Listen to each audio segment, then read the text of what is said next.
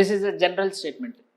If p is a prime number, prove that square root p is irrational. So again we will start with the argument with assumption square root p is rational. Please understand, we are assuming that p is a prime number. Okay.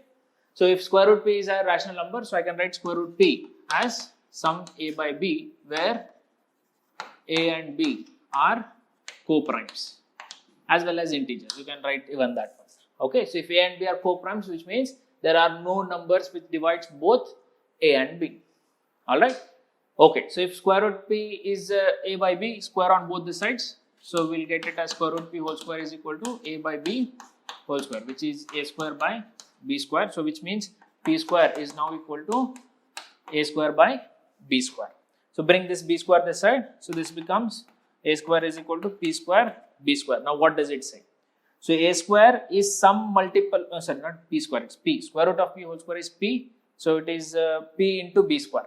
So here we came to an argument saying that a square is some multiple of p. It is p times b square. So if a square is some multiple of p, then I can say p actually divides a square. So if p divides a square, this implies p also divides a. This is our standard theorem which we have already seen. So let's call this as 1. Okay, so we came to an argument saying that p divides a. So if p divides a, which means a is some multiple of p, I will take a as some p times k.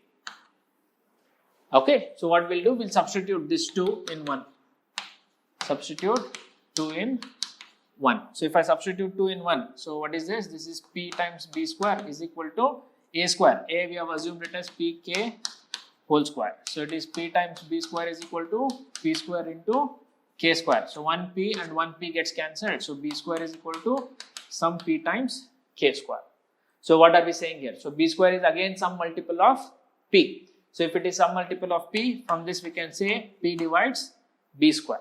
So if p divides b square, again this implies that p also divides b. Now see, so what is the argument we started off with? We started off with saying a and b are co-primes, which means there do not exist any number which divides both a and b. Now we just came to a point where we are saying that p divides a, p as well as divides b.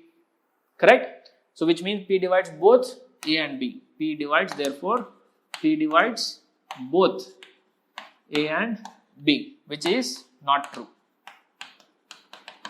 because we have assumed a and b as co-primes. So since we came to a statement where we know that it is definitely false, then what must be wrong? Our assumption must be wrong. So square root p cannot be a rational number, therefore square root p is an irrational number. I hope you understood this one. This is actually same as your square root 2, square root 3, same thing, but here we have generalized it to some prime number p.